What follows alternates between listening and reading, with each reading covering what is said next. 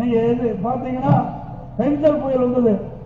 அந்த பெஞ்சல் புயல்ல திட்டமிட்டு செயல்படாத காரணத்தினால இந்த விழுப்புரம் நகரம் தண்ணீர மிதந்தது.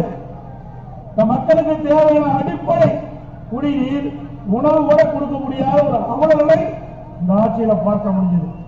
அனைத்து இந்திய அண்ணா திராவிட முன்னேற்ற கழக ஆட்சியில தானே புயல், வர்த்தா புயல், கஜா புயல், இவர் புயல், புரளி புயல், புயல் புயல் என்று பல புயலை பார்த்து புயல் வேகத்திலே புயல் நுழைத்த அரசாங்கம் அதிமுக அரசாங்கம்.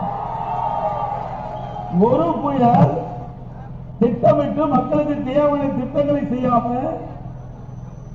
இரவு 2:45 மணிக்கு சாத்தூர் அணையிலிருந்து சுமார் 2 லட்சத்துக்கு மேற்பட்ட தண்ணீரை திறந்து விட்டாங்க. இதனால பொதுமக்கள் பல அவதிக்குள்ளானாங்க.